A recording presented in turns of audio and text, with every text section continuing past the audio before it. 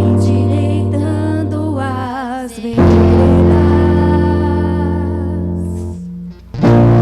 cada vez mais diminuindo,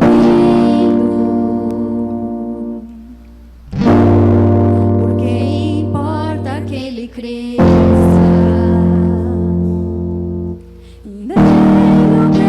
Prazer está. Eu não sou digno de desatar.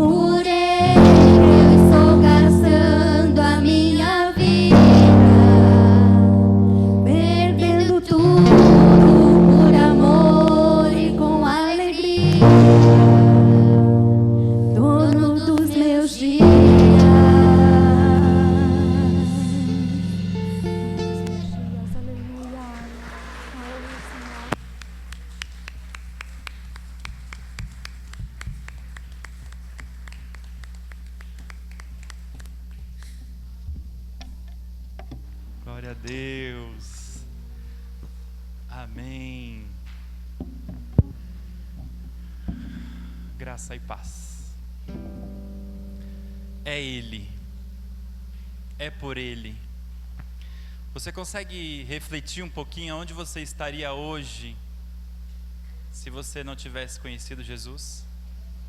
É possível a sua mente te levar agora para um lugar onde você dizendo assim: quem é Jesus? Não sei quem é Jesus, eu não vou na igreja num sábado à noite. Aonde você estaria?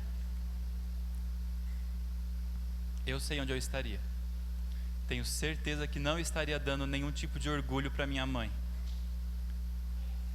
nem para minha esposa ou qualquer coisa do tipo. Obrigado por vocês estarem aqui, entregando mais um pouquinho por Ele, para Ele. Amém? Essa música nos faz refletir, pode se assentar. Essa música nos faz pensar que vale a pena estar aqui. Tá certo? Vale a pena estar aqui. Vale a pena estar aqui com esse seu amigo que está aí do seu lado, com esse seu familiar que está aí do seu lado. Dá um high five nele aí e fala: tamo junto. Até depois do fim. Até quando acabar. Acabou, você vai ter que conviver com essa pessoa aí na eternidade. Glória a Deus, oh meu Deus. Na eternidade vocês vão ter que estar junto ainda. Queridos, Ele vai voltar e Ele vai trazer a recompensa do penoso trabalho que Ele mesmo fez. Amém? E nós estamos aqui simplesmente declarando que Ele é Deus, que Ele é Senhor, que todas as coisas são dEle, e a nossa vida ela está sendo conduzida e gastada na presença dEle. Continue gastando a sua vida na presença dEle. Amém? Amém. Amados, continuando aquela nossa ideia da última vez, lembra da última vez que nós conversamos? Quem estava aqui no último encontro? Nós falamos sobre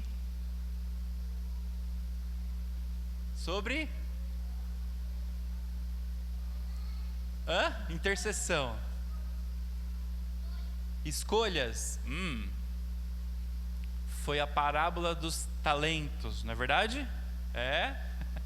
Foi dado 5, 2 e 1. Depois Jesus, o Senhor voltou. Presta contas. Teve gente que prestou contas com o dobro, o outro prestou contas com o dobro, e um escondeu. Lembram também que Deus dá os dons e talentos conforme a sua capacidade. Lembra que Deus não vai dar nada além do que você possa fazer. Lembram-se disso? Isso nos faz pensar que nós temos uma missão e um propósito nessa terra. Estão comigo? Vocês não são obras do acaso. Vocês não vieram para esse mundo à toa, simplesmente para machucar a perna, ficar doente, né, gente? Não foi para isso que a gente veio aqui. Nós temos uma missão e um propósito, e o Senhor vai revelar cada vez mais os dons e talentos que Ele tem para a sua vida. Estamos juntos? Amém? Eu quero abrir aqui rapidinho antes de chamar os nossos convidados aqui hoje. Coríntios 12, 1 Coríntios 12, todo mundo abrindo aí para a gente ser bom de Bíblia. 1 Coríntios 12.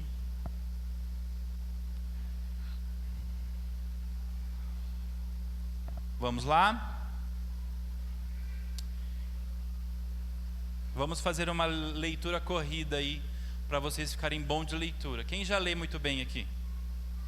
Vamos ler melhor, cada dia, não é verdade? Vamos lá. Capítulo 12, do 1 até o 11. Irmãos, não quero que vocês estejam desinformados a respeito dos dons espirituais. Vocês sabem que, quando eram gentios, se deixavam conduzir aos ídolos mudos, conforme vocês eram guiados. Por isso, quero que entendam que ninguém que fala pelo Espírito de Deus afirma anátema a Jesus. Por outro lado, ninguém pode dizer Senhor Jesus, senão pelo Espírito Santo. Repete comigo aí, Espírito Santo. Ora, os dons são diversos, mas o Espírito é o mesmo. E também há diversidade nos serviços, mas o Senhor é e há diversidade nas realizações, mas o mesmo Deus é o que opera tudo em nós. A manifestação do Espírito é concedida a cada um visando um fim proveitoso, porque a cada um é dada mediante o Espírito. Vocês não estão junto comigo? Está diferente? É porque a minha Bíblia, ela né? Mas vamos lá. Qual que vocês estão? NVI, a maioria? Será? ARA? Essa é ARA. Mas vamos lá.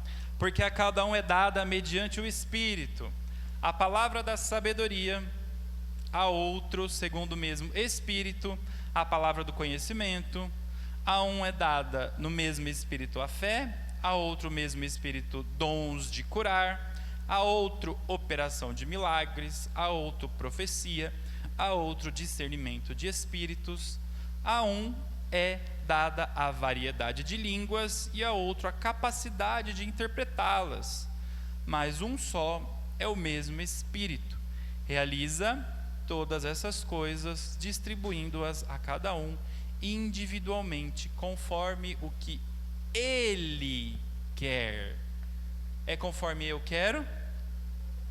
É conforme você quer? É conforme Ele quer. Amém? O Espírito Santo é quem vai dizer para você, quem vai mostrar para você qual é o seu dom, qual é o seu ministério, o seu chamado, o seu propósito. Estamos juntos nisso? E aqui ele está dizendo que cada um tem um, certo? Cada um tem um para ajudar a comunidade. Imagina se todos nós fôssemos apenas médicos. O que ia ser dos farmacêuticos? A gente ia descobrir a doença, ia saber o que está acontecendo, mas não ia ter remédio para ajudar a curar aquela doença, não é verdade? E se não tivesse um enfermeiro para dar? Ia ser um caos na sociedade, né? Imagina se todo... Não, esse exemplo não dá certo. Eu ia falar, imagina se todos fossem ladrão, né? Aí não ia ter precisado de polícia, né? Mas isso seria bom, né? Ladrão não é um dom, né, gente? É um dom? Ah, tá bom.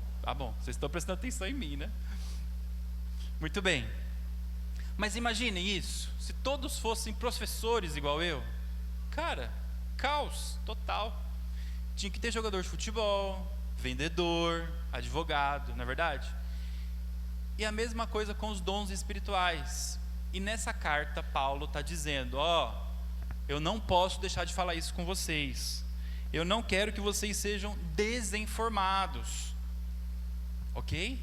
Então, se você não sabia que Deus pode te dar dons, eu estou te informando hoje. Olha aqui para mim, nos meus olhinhos. Estou te informando que Deus pode te dar um dom. Tá certo? Você pode ter dons de curar, você pode ter dom de orar em línguas, traduzir e tantos outros que diz aí na lista do versículo 7 para frente, 8 para frente. Amém? Quem gostaria de saber qual é o dom que Deus tem para a minha vida? Quem gostaria para a sua vida? Amém? Eu gostaria de saber. E a cada dia eu busco mais, novos dons, cada vez maiores. Amém? Muito bem. Hoje eu quero chamar aqui um casal querido da nossa igreja, o Paulo e a Ana. Por favor, venham aqui.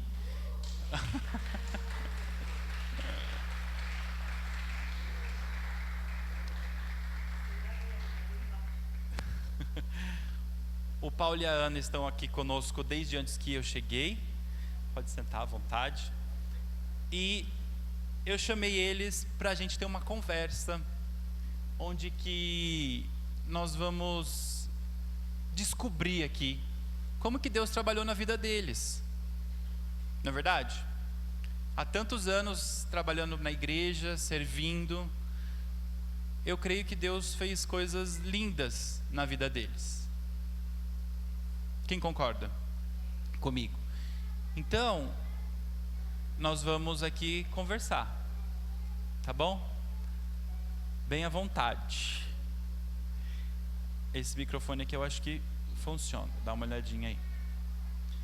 Muito bem. Então, conforme nós fomos conversando, talvez eles vão trazer alguns dons que foram para a vida deles. Mas vocês podem prestar bastante atenção e entender o mecanismo, a forma que Deus foi se revelando a eles. Tá certo? E eu quero que vocês depois façam perguntas bem difíceis assim, para eles assim não saber responder, sabe? Né? Muito bem. Vamos lá então. Acho que a primeira pergunta, assim, bem importante, né, para a gente saber o quanto que Deus trabalhou na vida de vocês, é saber como que vocês conheceram Jesus. Qual foi, assim, o primeiro passo, né? Olha, tem até aguinha. Tem até água. Nós vamos providenciar umas canecas, assim, viu? A caneca é bonitinha. Tá parecendo Jô Soares, né? Amém. Então, conta pra gente como que vocês conheceram Jesus. Ok, já passou a bola para mim, então. Estão com tempo? A história é longa, mas eu vou... Oi? Mais alto. Mais alto. Ah, tá. Ih, na boca, Paulo, na boca. Paulo. Irmãos, é o seguinte, a minha conversão é uma história bem complexa, porque eu nasci num lar evangélico, mas de cara eu já te falo, Deus não tem netinhos não, Deus só tem filhos.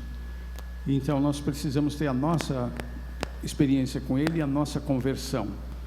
Você precisa crer, você, não a sua família, não seu pai, não sua mãe, mas é você. Então crescer no lar evangélico deu uma certa estrutura, aquilo foi registrado aqui dentro. Mas quando você começa a crescer, você é um adolescente, né? Você vem daquela fase da infância e começa a ser um adolescente, você começa a descobrir coisas e as atrações aparecem.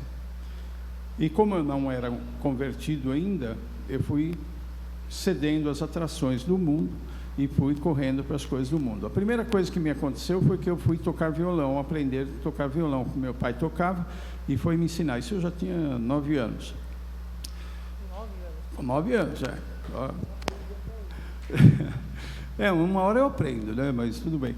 Aí eu aprendi e vim tocar aqui nessa igreja, né? Quando eu estava com uns 10, 11 anos, acho, mais ou menos, eu comecei a tocar aqui. Então eu seguia na época tinha o Antônio França aqui, a gente sentava aqui, ele sentava lá, e a gente ia fazendo as posições, seguindo ele e tal. E sempre atrasado, mas fazia. Bom. Mas aí eu escutei um som. De repente, com uns 13, 14 anos, eu escutei algumas músicas, não da igreja, do mundo. E aquilo me prendeu na hora. É o tal rock and roll, né? Me prendeu. E eu fiquei preso naquilo durante muito tempo, né? Até hoje eu curto um rock, mas eu sou bem eclético hoje. Eu Componho até samba, que alguns irmãos já conhecem o samba. E aquilo mexeu comigo. Aquilo... Opa, vê se está mais baixo, hein? Aquilo mexeu comigo, transformou a minha vida de um jeito que eu fiquei aprisionado. E era o que eu queria, né? Tocar guitarra, tocar rock e tudo mais. E com tudo isso fui conhecendo pessoas que não conhecem o Jesus e não conhecem Jesus. E fui andando por esse caminho. Fui apresentado ao quê? As drogas, as bebidas. E tudo isso veio e foi me prendendo. Ok? Aí eu tive uma coisa muito louca, que eu virei hippie. Esses que vêm de anelzinho, faz anelzinho, essas coisas todas. E aí eu quis fugir de casa. Olha só que loucura, né? E tinha uns companheiros que falavam, vamos para o Maranhão. Eu falei, nunca na vida que eu ouvi falar do Maranhão, nem sei o que tem lá, mas aí, bom, vamos embora. Aí peguei e fui embora de casa. Tudo de carona, hein, gente? Quem diria, não há. Carona. Aí pegamos a carona e eu fui parar em Salvador. Passamos por várias cidades, toda cidade. Tinha cidade que nunca tinha visto um hippie na vida, né? E eu, meu violão, hippie, parava na cidade, parava na pracinha, vendia as coisas, tinha um dinheirinho para comer, tal, mas estava indo bem. Até que eu cheguei em Salvador, roubaram meu violão. Falei, poxa vida, né? Acordei depois de... Você já vive drogado, né? Foi de Deus, esse roubo aí foi de Deus. Não quero... A história do violão. Olha a história do violão. Aí eu estou lá, são 2 níveis da cidade, para quem conhece. Então eu estava no elevador Lacerda, dormindo embaixo dele, e olhei lá na cidade baixa e o cara estava andando com o meu violão nas costas lá embaixo. Aí eu olhei e falei, só podia ser ele, porque é um violão que tem um tampo vermelho sunburst, assim, ele vai mudando de cor. Eu olhei e falei, não tem outro igual, é aquele mesmo. Aí corri atrás do cara e fui lá para pegar. Só que ele não era o cara que tinha roubado, ele era um traficante que tinha recebido o violão em pagamento de drogas. Olha que coisa louca, né?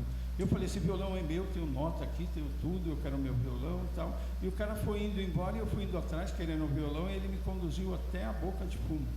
E eu não sabia que era boca de fumo. Fui indo atrás. Ele entrou numa casa e eu gritando lá fora, veio um policial subindo. Quando o cara me viu, me encostou na parede, deu aquela geral, falou, o que você está fazendo aqui? Aqui é boca de fumo, você está pegando fumo? Não, não estou, já tinha guardado lá na minha mochila, né? Não precisava pegar. Aí eu falei, o cara roubou meu violão, está aí dentro e tal, e foi aquela coisa, aquela situação. O cara saiu com o violão na outra casa, deu a volta por trás, sei lá o que, entregou o violão, e o guarda falou para mim, ó, agora você vaza daqui porque eles vão te matar. Porque isso aqui é uma boca de fumo, o cara que pegou seu violão é um traficante. Bom, aí eu desci e juntei com os amigos, só estava eu nessa situação, os amigos nessas horas somem, né? E aí desci, falei para eles, falei, então vamos vazar nesse daqui. caso, então, não eram amigos, né? Acho que não eram. Aquela coisa. Amigo da onça. Amigo da onça, esse Acho que era. famosos amigos da onça. Aí nós vazamos de lá, de Salvador, e fomos em direção ao nosso rumo mesmo, que era ir para o Maranhão e tal. Passamos por outras cidades, várias cidades. Passamos em uma que, eu lembro até o nome, Serrinha. Nunca tinham visto um hippie na vida e o prefeito da cidade veio falar com a gente, cumprimentar, conhecer, aquelas coisas. O prefeito da cidade, coisa louca, cara. Aí, de lá eu fui parar em Juazeiro, a última cidade da Bahia. Depois ela tem uma ponte que se atravessa Petrolina, que ali é a briga constante, um odeia o outro lá. Não sei se hoje é assim, mas naquela época era. O pessoal de Juazeiro falou, se você atravessar para essa ponte para o outro lado, lá vocês vão morrer, cara. Os caras puxam peixeira lá. E a gente lá, vamos lá, mas a gente tem que seguir viagem. Mas isso, a gente estava na praça e apareceu um homem e sentou onde a gente estava, começou a conversar e começou a perguntar da minha vida. E eu contei a minha história e tal. E ele falou, eu sou evangélico, sou da igreja e tal. E o cara era o delegado da cidade, cara. Aí ele puxou a Bíblia, começou a ler algumas coisas e falou assim para mim, olha, Deus está falando para mim que você tem que voltar para sua casa. Mas, pô, eu tenho um projeto aqui de ir embora, né? Na hora você fica, que isso? Mas ele foi tão enfático e ele falou, e eu vou comprar passagem e vou pôr você no ônibus e você vai voltar para sua casa. Glória a Deus. Deus falou isso para mim. Eu falei, bom, então, sendo assim, peguei e voltei. Eu gostaria de ser o delegado nessa história, né? Vou ser o delegado aí. Olha que loucura, né? Que Deus não, em momento algum, Ele descuidou de mim. Mesmo eu sendo alguém rebelde que não queria. Olha que louco. Bom, volta para cá, tal, aí eu voltei, fiquei um pouco vindo aqui na igreja, tal, nessa mesma igreja. E deu aquela acalmada, mas depois as asinhas começaram a se soltar e eu falei, bom, agora eu quero fazer uma banda de rock e tocar por aí, porque isso é meu sonho, não sei o quê. E aí eu fui para um festival de música de uma escola, a gente pegou o 6º lugar, eu falei, agora eu vou decolar, né?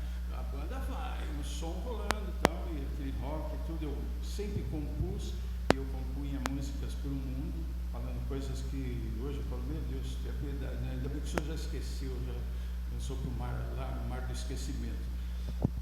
Mas rolava droga, bebida, né? E toda aquela vida errada.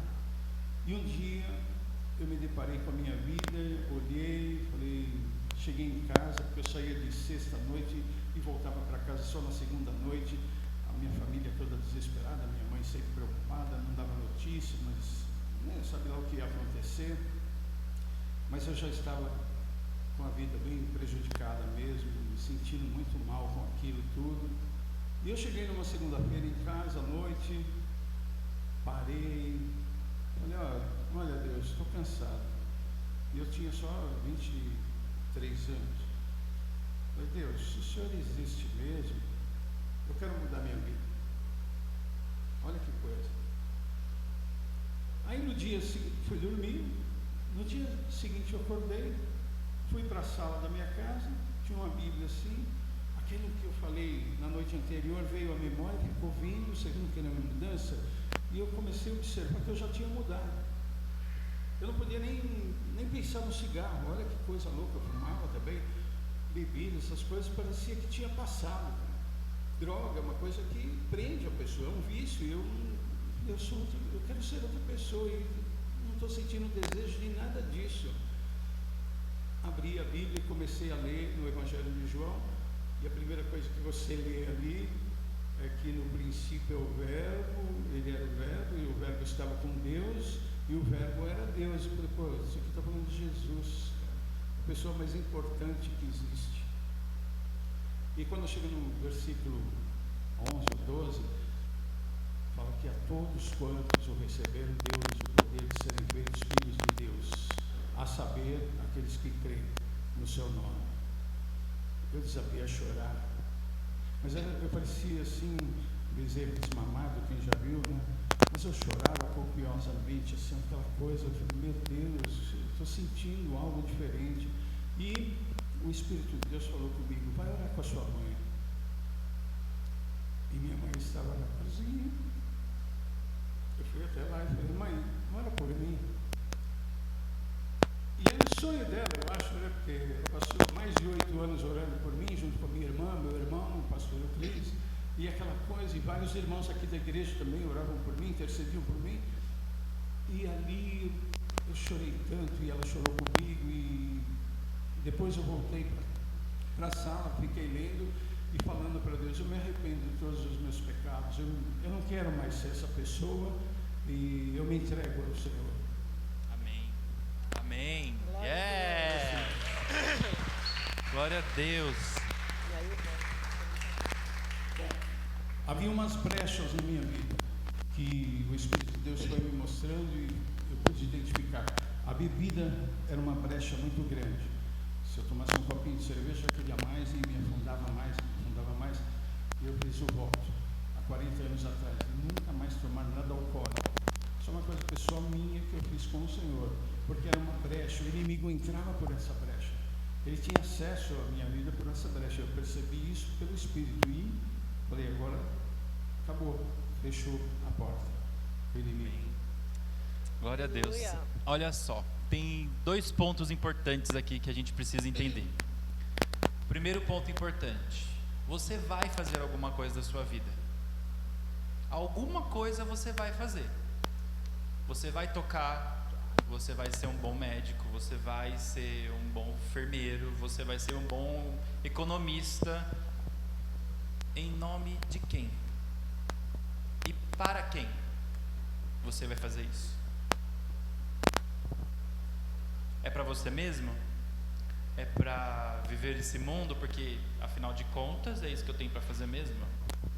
Ou você vai fazer do seu melhor em nome de Jesus e para Jesus? Não tem outro motivo nessa terra. O delegado, ele foi delegado e ele entregou a delegacia, ou a advocacia dele nas mãos de Jesus. Amém? O Paulo disse aqui que o dom dele, o talento dele, por um momento ele não usou para Jesus. Até que Jesus falou assim: deixa eu te mostrar um lado diferente da sua vida. E outro ponto muito importante: quem que vocês acham que colocou no pensamento do Paulo aquela pergunta, né? Aquela pergunta que você fez naquele dia: Deus, eu quero me perdoar. Se o Senhor existe. Pergunta importantíssima. Quem colocou essa pergunta no coração dele? Será que isso veio só dele? Eu estava lá sem fazer nada, dormindo, aí veio essa pergunta? Não. Isso nós entendemos que é já a ação do Espírito Santo na vida dele, que já colocou nos pensamentos dele: opa, peraí, deixa eu mudar. Amém? O Espírito Santo pode falar com você, e é através dos seus pensamentos. Uma coisa eu tenho certeza: o diabo é que não foi. Vocês concordam comigo? O diabo não vai fazer você pensar: ai não, mas por que Deus? Será que Deus existe mesmo? Não, o diabo não vai fazer isso de jeito nenhum. O diabo quer mesmo que você, né, vai para as coisas desse mundo. Amém? Vamos para ela então. Já temos uma aula aqui, eu já estou super feliz, né? Opa. Depois dessa.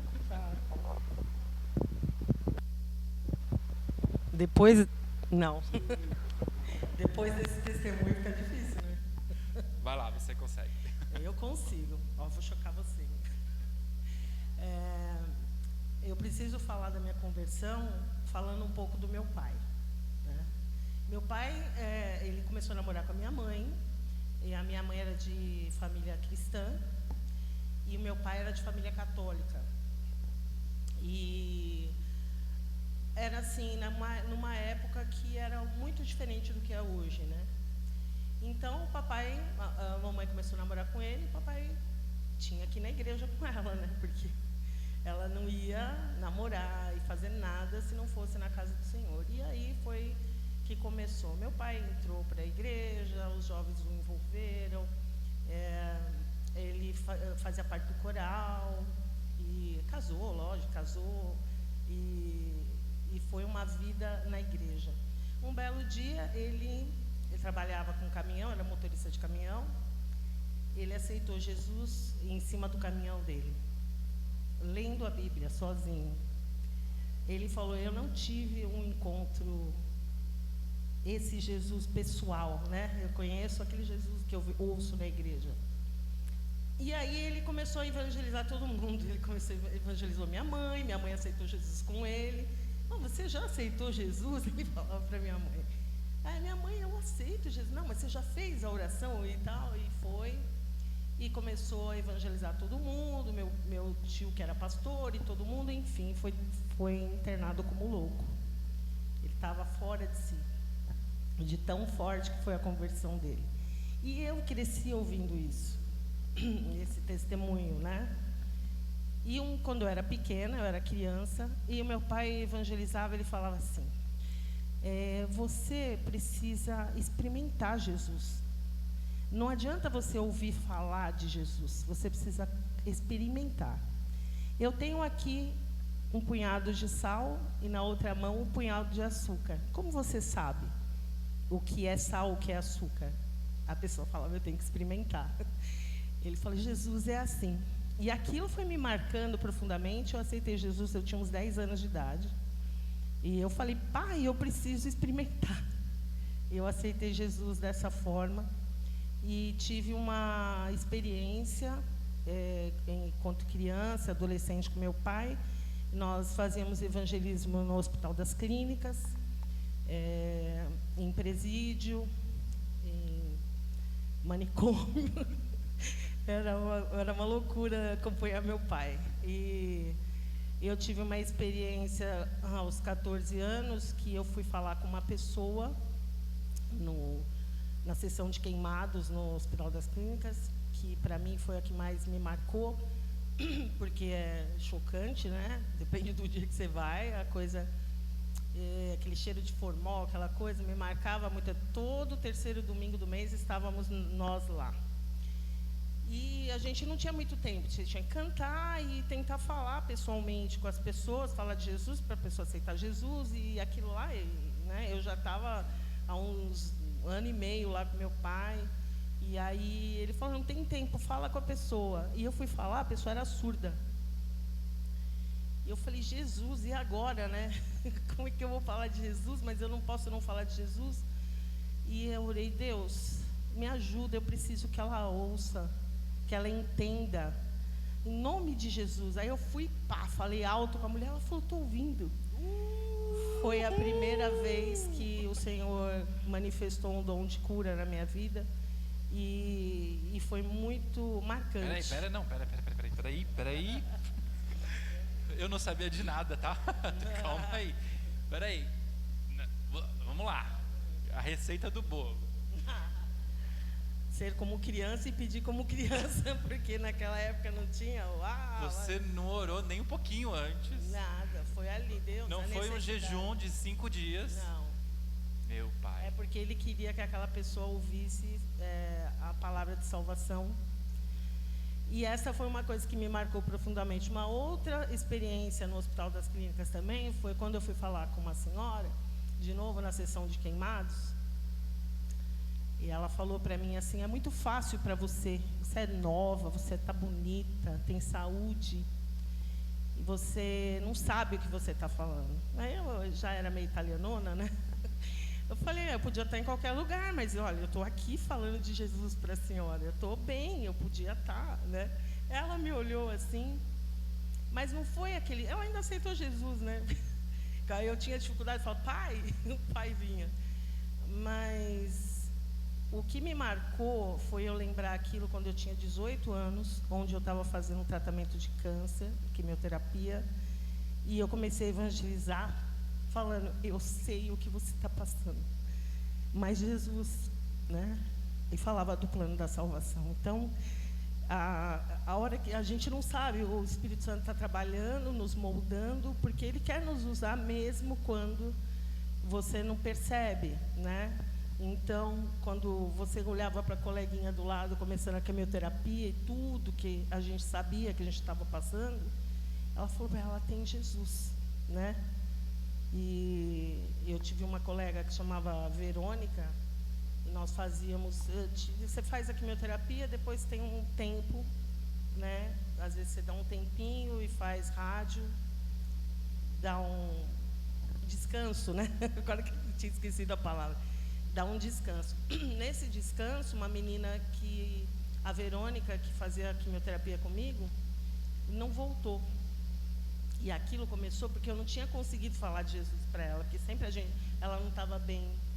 E ela não voltou. E quando ela não voltou, eu comecei, gente, cadê a Verônica? E eles não falam para a gente, a pessoa está internada à beira da morte. Não é? Os profissionais não dão essa informação. Mas eu enchi tanto a auxiliar que estava lá, que ela me falou, ela está internada, e não era no HC, era em outro hospital. E aquilo... Eu falei, não, meu Deus, ela vai morrer. Comecei, ela vai morrer. Pai, pelo amor de Deus, me ajuda. Catei meu pai. Fomos para o hospital que ela estava. E eu falei, pai, eu preciso de ajuda, porque eu estou tentando falar de Jesus para ela, mas ela está muito revoltada. E eu preciso. Aí nós chegamos lá, a família dela sabia quem eu era, né? Porque virei amiga dela. E quando quando eu entrei, eu já fiquei paralisada, porque vocês têm que entender que eu era uma pessoa que estava fazendo tratamento de câncer, né? E ela também, e ela estava lá, e quando eu olhei, um monte de remédio, ela falou assim para mim, eles não sabem o que fazer, olha, isso tudo é novo. Quer dizer, eu estou sendo uma cobaia, né? Porque a gente sabia. E eu olhei para ela, e eu via o último dente dela aqui, o tumor rasgou aqui, né? Eu lembro que estava eu, meu pai e meu irmão. Meu irmão saiu chorando, assim, eu não posso ficar aqui dentro, saiu, foi chorar lá fora. E papai entrou e falou o plano da salvação, ela aceitou Jesus. E foi um dia muito especial, né? Então a minha conversão está linkada com essa parte, junto com o pai, né? De exemplo, de evangelista. Eu não sou evangelista, mas eu procuro falar de Jesus, porque foi algo que me marcou, né? E aí eu dei continuidade, fiz muito... Você quer falar Sim, disso né? depois? Não, assim, eu não sou evangelista, né? Eu falo de Jesus, não é sei. diferente, Alan. O evangelista é diferente. Papai Sim. era evangelista. Sim. Eu falo porque Jesus precisa ser Sim. conhecido, mas É. eu não tenho esse dom, não. Tipo Tem- Vasti e tal, né? A Vasti é um exemplo para nós mesmo. Mas tem uma coisa aqui também importante na história da Ana. É o tempo que ela simplesmente obedeceu aos pais e seguiu o que os pais estavam fazendo, né? Eu passei a minha adolescência até os 17 anos, fazia o que o meu pai e minha mãe, né, fazia. Então, se minha mãe ia no videokê cantar até tarde, eu ia junto. Se minha mãe me levava para ir em missa, Seixonoye e outros lugares, eu ia junto, né? Então, tem um período, viu, queridos, aqui os pequenos aqui, que você só vai atrás da sua mãe mesmo, tá? E atrás do papai mesmo. Chora não. Graças a Deus que o papai e a mamãe estão aqui na igreja e estão te trazendo para o lugar certo. Somos Tá bom? privilegiados, né? Isso é um privilégio e é uma graça de Deus sobre vocês. Eu sei, aí essa parte não conta para ninguém, tá? Que tem hora que você fala, ai, meu Deus, não quero mais. Eu sei, não conto para ninguém.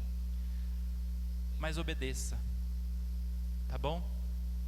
Obedeça, faça, vai junto, que vai gerar experiências para vocês.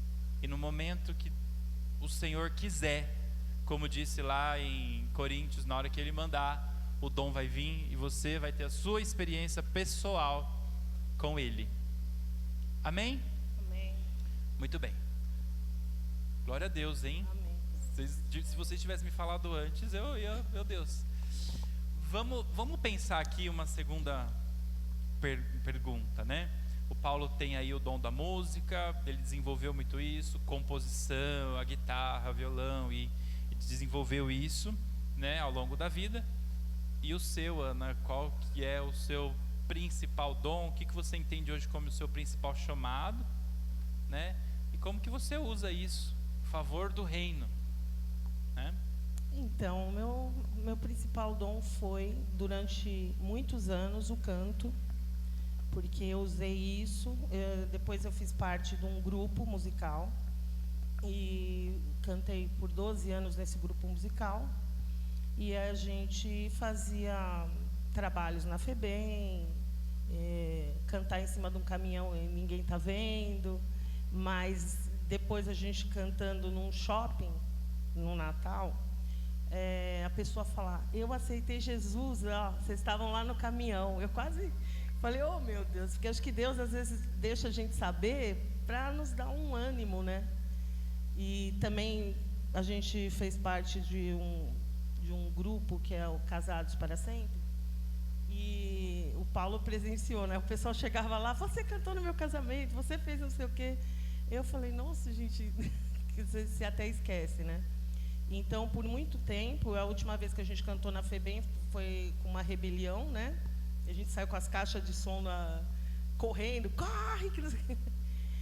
E por muito tempo eu usei essa... que a minha família é uma família de cantores, de maestros, e eu usei este dom para falar de Jesus, né, por muito tempo, e algumas experiências muito fortes. Aí é muita história, muita coisa, mas não dá nem para cantar um negocinho que eu tinha ideia, mas deixa para lá. Okay. Depois, eu sempre usei, eu com 9 anos de idade, não sei se aqui alguém já teve esse problema de fazer xixi na cama, mas eu tinha esse problema de fazer xixi na cama. E aí o meu pai e o meu tio Era uma coisa, né, que a gente acordava, trocava coisa. Era uma coisa que você achava que você estava dormindo e fazia xixi na cama. Enfim. E o meu tio, ele falou: se você parar de fazer xixi na cama, eu vou te dar um forninho que faz bolo de verdade. Ai, eu queria aquele forninho que fazia bolo de verdade e tal. Então, eu ganhei o forninho com 10 anos de idade. Não parei de fazer xixi, mas eles ficaram com dó de mim e me deram. E isso formou, eu comecei a fazer bolo para vender com 15 anos. E eu sei que foi ali, porque assava o bolinho de verdade, com a lâmpada. Era uma coisa extraordinária. E aquilo me marcou. E aí eu usei aquilo em vários lugares, né? Dar aula, ensinar. Hoje eu tenho que é a Ana Lu, Cozinha Afetiva, e foi uma votação de alguns clientes, porque sentia o afeto com a comida, né? E eu me propus a fazer isso. Depois nós tivemos 10 anos no restaurante. No restaurante nós pudemos falar de... Às vezes o Paulo tinha que sair do caixa porque a vizinha fala: vem orar comigo. Aí o Paulo, em mim, ela fala: vem orar em mim. E o Paulo ia lá e a gente evangelizou bastante. E podia ensinar muitas pessoas, né? E eu brincava falando: não está faltando alguma coisa? Aí elas já chegavam e falavam: lá vem ela, está faltando alguma coisa. Eu falei: experimenta. Aí ela: ué, não é que está faltando? Tipo, às vezes faltava o sal. Eles tinham o costume de não experimentar as coisas. E ali eu formei alguns profissionais. E a experiência, até estava falando com o pastor, assim, que foi o Espírito Santo que colocou no meu coração. O Paulo assustou um pouco na época, mas a gente contratou mão de obra presidiária para trabalhar. Eu senti que eu tinha que fazer aquilo, então elas vinham de tornozeleira. Aí a moça que eu fui contratar falou: quer saber o crime? Eu falei: não. Imagina, depois eu pensei: trabalha na cozinha, cheio de faca. E aí eu falei: não, quero saber do crime, não. Eu achei que ia ser um preconceito, né? Não, essa que matou, pode. Aqui, né? Aqui é só drogado, não. Tá. E foi uma coisa assim que elas mesmas ficaram falando, né? O que elas fizeram, mas eu não quis saber. E eu sei que nós fizemos diferença na vida daquelas mulheres. A palavra do Senhor foi falada, foi transmitida. Mais do que a palavra do Senhor, o amor do Senhor foi transmitido. Que isso é uma coisa que a gente não pode ser só falar, né? Eu vim aqui, então a pessoa falou: não acredito. E a gente teve a experiência que uma delas recebeu a soltura dela enquanto estava conosco, né? Eu que dei a notícia para ela. E ela pulava: ai meu Deus, não sei o que. Ela olhou para mim: eu estou desempregada. Eu falei: não, traz a sua carteira, você vai ser empregada, eu vou te contratar. E hoje ela é uma amiga minha, ela mora em Maceió, e aceitou Jesus. E eu acho que faz parte, nós como cristãos, demonstrarmos amor em qualquer profissão que a gente esteja. Ser Cristo, né? Eu tenho trabalhado com alimento e com produção em eventos, e às vezes é muito difícil ser Cristo onde Ele me coloca, né? Porque tem umas pessoas afrontosas com Jesus. Mas se eu não amar, que Jesus que eles vão conhecer, né? Se eu não amar, que amor é esse que deu a própria vida, se eu não sou capaz de comer um lanche junto? Então, é isso que eu acho que o Senhor tem me usado nessa área do alimento, não mais do canto, né? Uma coisa que eu não faço mais, mas do alimento e da produção, que eu acho que é onde o Senhor tem me usado. Amém. Multidons, né? Multifacetas aqui, né? Eu acho que permeando aí esse seu testemunho, né? Tem um dom que talvez não está muito claro, né? Que não é feito, né? Você faz a comida, você está fazendo ali, você tem o dom de fazer aquilo. Você está cantando, mas tem um dom que é aquele de você olhar no olho da pessoa, sabe? De você saber que tem um ser humano por trás do presidiário, tem um ser humano atrás da prostituta, tem um ser humano atrás do desvalido, tem uma pessoa ali. E nós, como cristãos, ter esse olhar é um olhar de compaixão. Amém. É um dom que nós podemos ter. Infelizmente, na história da igreja, né, a igreja acho que subiu alguns níveis aí, não na nossa igreja, mas da igreja em geral, onde que não se era possível os negros, por exemplo, entrar na porta da igreja. Estou falando de história dos Estados Unidos. Ou seja, o branco pode entrar, mas os negros não podem entrar. Isso já existiu, né? Se hoje entrar aqui uma pessoa mal vestida, como que nós vamos receber? É uma pergunta para nós.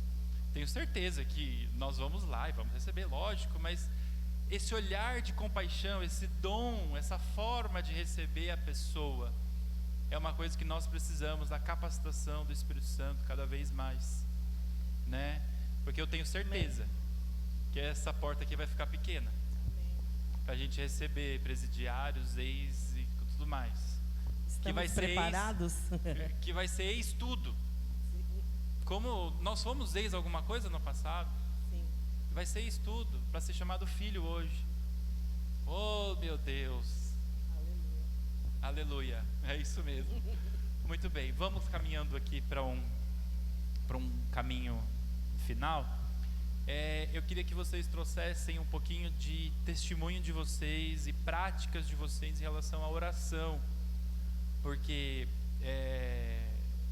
acho que a gente tem algumas fases de oração na vida, né? Primeiro você ora porque o pai e a mãe manda e você ora, depois você começa a ter um pouco mais de doutrinamento, né? Você começa a ter um pouco mais de liberdade e depois você se vê numa necessidade. Eu tenho a experiência de repente começar a orar porque Deus falou, ora por isso, eu começo a orar e vou-me embora. Eu queria que vocês contassem assim, em alguns minutos, como que é essa experiência para vocês.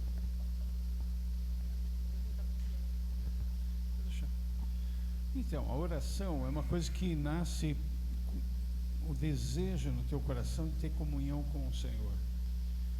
Quando eu me converti, eu comecei a ler a Bíblia, lá como eu falei, em João, o Evangelho de João. Daí para frente eu nunca mais parei de ler a Bíblia, porque lia constantemente e absorvia aquilo, e orava constantemente, e jejuava constantemente, não é porque eu, não sei, era uma coisa que nasceu, aquele desejo da comunhão com o Pai. E a presença dele é tão maravilhosa que você não consegue mais ficar sem orar. Quando você tem essas experiências com ele, você vê que ele está fazendo uma obra tão grande e as coisas vão acontecendo ao teu redor e você fala, eu não posso deixar de falar com ele, de conversar com ele. E vem um tempo que vem as lutas e aí você fala, bom, eu sei o que fazer na hora da luta. Eu vou correndo para o meu pai e vou falar com ele e vou conversar com ele. E vou expor minha situação, minha causa, as coisas que estão acontecendo. Então Deus, ele é constante na nossa vida e não dá para a gente não falar com ele. Aquele que conhece o Senhor, tem as suas experiências com ele, não consegue ficar um dia sem falar com ele. Você a todo instante, por isso que quando a Bíblia fala orar sem cessar, isso é uma vida, isso é viver. Nós temos que viver Jesus. Não que não vamos falhar ou que vamos errar, nós erramos, nós pecamos, mas na hora que você peca ou comete algum erro, alguma coisa, você corre para ele e pede perdão. Está enraizado no nosso coração, essa nova vida, né? Esse novo nascimento que nós temos em Cristo nos leva a isso. Nós não conseguimos ficar sem orar, e as experiências que você vai tendo, te levam mais próximos do Senhor. Essa é a realidade. Não dá para o Paulo ficar sem orar um dia sequer. Não dá. Isso não passa na cabeça. Não tem como. Funciona assim. Ainda mais o Paulo, né, gente? Paulo... Fala pra gente, Ana. O Paulo tem um negócio que às vezes você tá lá e você fala, ele tá orando, tá lá. Eu, várias vezes, várias pessoas em casa, ele tá orando lá sem cessar, né? É interessante, né? Eu fui forjada, fui ensinada realmente a orar, desde criança, escola dominical, que é muito precioso, foi muito precioso na minha vida, a escola dominical. E a gente entender que orar é falar com o seu Pai, que tudo pode te dar, tudo Ele pode entender, tudo Ele pode fazer. Não há impossíveis para o Senhor. E isso você pode falar da boca para fora, mas você entender é porque você tem essa comunhão com o Senhor. Né? Eu posso chegar aqui para você falar versículos de Bíblia e não viver aquilo. Mas a oração nos conecta com o nosso amigo, né? Jesus, através de Jesus a gente fala com o Pai. É até engraçado que outro dia eu falei para o Paulo, você já percebeu que a gente nas orações fala com o Pai, com o Filho, com o Espírito Santo, cada um, né? Você está falando Senhor, de repente você está falando com Jesus, né? É uma loucura. Mas o importante é saber que Ele nos ouve. Eu tive muitas experiências. Imagina você fazendo um tratamento, que experiências, né, que você tem com Deus. Eu falei para o Paulo, eu era mais crente naquela época, que eu não achava que eu ia morrer, eu achava que o Senhor ia me curar, eu tinha uma fé, eu falava, nossa. E eu ouvia, tinha um movimento, porque eu fui criada na igreja presbiteriana, fui presbiteriana até casar com o Paulo. E estava tendo um movimento na época que se você não recebia, porque você não tinha fé. Então você está lá num tratamento de câncer, o irmão avivado falando para você que você não era curado porque você não tinha fé. E aquilo foi me dando um negócio, falou assim, mas se eu não tivesse fé, nem orava. Tipo, condicionar a tua oração a um Deus que tem que fazer o que você quer. É errado. Ele é soberano. E numa das experiências de oração com o Senhor, eu tive uma experiência que o meu espírito orava. Foi eu não sei, para quem não nos conhece, eu e o Paulo, nós tivemos 4 abortos. E num dos abortos eu comecei a falar assim, eu lembro que eu estava com jovens em casa, uma coisa lá, sei lá, um churrasco, alguma coisa que a gente estava fazendo, e eu saí, né? Eu já sabia que eu ia perder o bebê, pelo sair da forma que eu saí. E eu falei para o Senhor, eu estava na mesa, né, no centro cirúrgico, e eu falei para o Senhor, Senhor, o Senhor é o Deus que se tiver para fora, o Senhor põe para dentro. E é nesse Deus que eu creio. E se for da tua vontade, é isso que venha de encontro com o meu coração, mas eu vou te louvar. E o meu espírito começou a cantar uma música que eu nem sei. Eu falei para o Paulo, de quem era aquela música? Só ficava assim, magnífico Deus, magnífico Senhor, te adoro, te adoro, te adoro, magnífico Deus, magnífico Senhor. E eu passei aquele procedimento, lógico, a gente sofreu e tudo, mas ali eu fui curada de todas as mazelas que vêm depois disso. A gente às vezes fala, nossa, o filho estaria com, sei lá, quantos anos, né? Mas não sei data, não sei nada, foi uma coisa. Então, as minhas experiências de oração com o Senhor são experiências e sempre sabendo que Ele é o dono da minha vida e que eu vou entregar as coisas para Ele. A gente está passando uma situação, falei, Paulo, mas eu estou orando, a minha vida é do Senhor.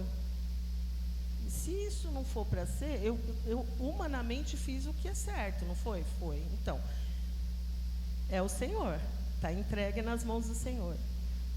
Eu acredito que essa vida de oração é uma vida de redenção, sabe? Você se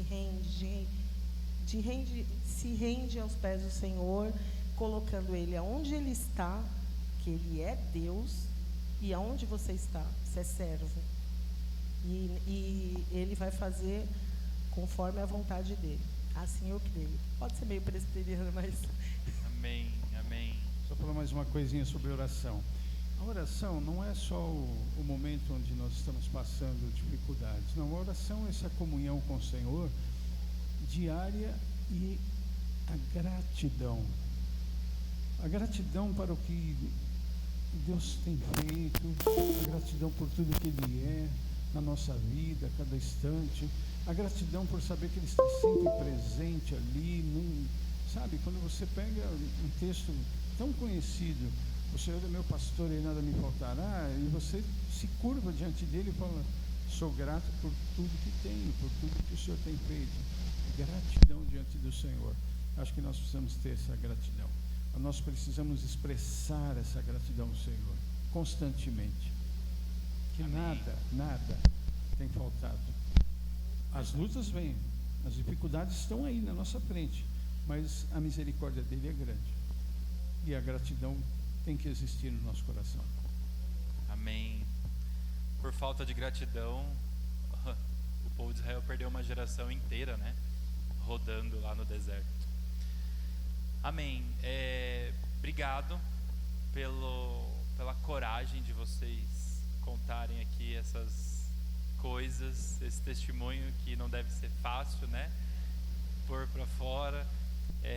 A gente aprende com isso, a gente se conhece mais com isso. E de certo o Senhor tem mais, né? Ainda não acabou, não é o fim.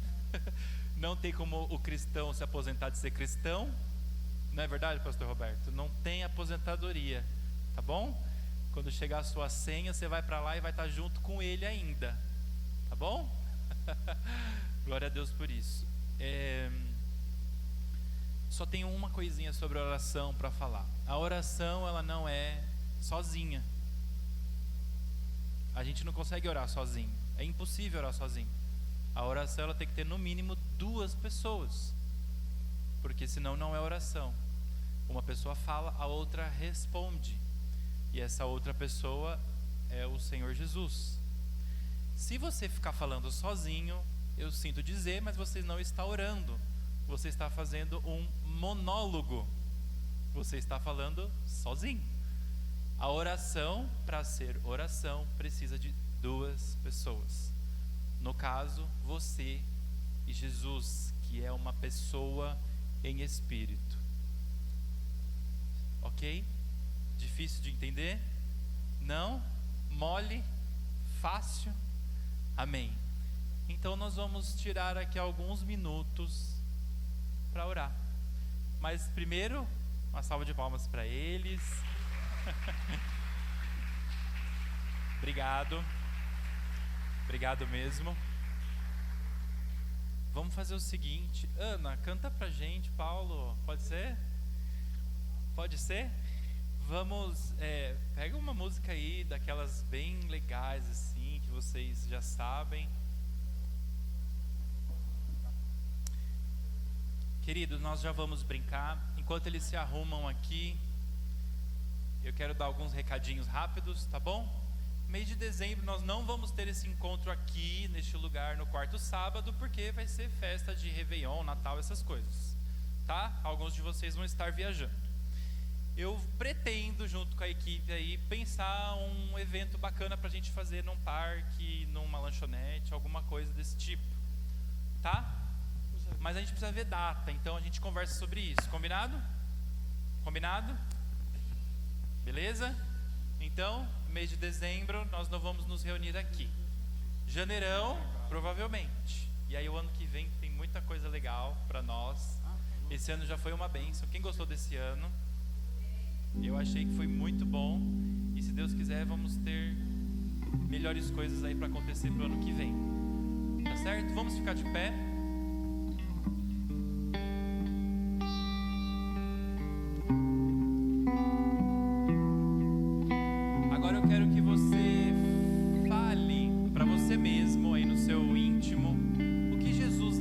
Você. O que Jesus é para você? Ele é o seu pai? Ele é seu irmão mais velho? Ele é o Senhor de todas as coisas? O que Ele é para você? Conforme você vai pensando o que Ele é para você, já é uma forma de oração. Porque você pode dizer: Jesus, você é isso para mim. O Senhor é isso para mim. O Senhor é aquilo para mim. O Senhor é lindo. O Senhor é fiel. O Senhor é bom para mim. Você está falando isso para uma pessoa. É a mesma coisa chegar para Elias e falar: Elias, você está bonito hoje. Estou falando para uma pessoa. Fale isso para Jesus. Fala para Jesus o que Ele é para você. O que Ele fez de bom para você nesse ano. Glorifica o nome dEle. Obrigado, Senhor, que eu passei de ano. Passaram de ano aqui? Passou de ano? Acabou? Chega, sem recuperação? Glória a Deus, obrigado, Jesus, por isso. Amém? Sarou de todas as gripes, sarou de todas as doenças? Glória a Deus por isso. Ainda tem a sua casa lá para você morar? Obrigado, Senhor, porque eu tenho a minha casa, eu tenho o meu videogame, eu tenho o meu celular, eu tenho a minha família. Isso é oração. Amém? Então, enquanto o Paulo e a Ana cantam aqui, entrega o seu coração para Jesus. Fala para Ele revelar os dons que Ele tem para você ainda nesse ano. Apesar da gente ser a última reunião, o ano não acabou. Deus ainda pode ter alguns presentes para você. E Ele pode transformar a sua vida. E eu queria pedir para os demais aqui orar uns pelos outros, pôr as mãos. Amém? Vamos ter um tempo de oração.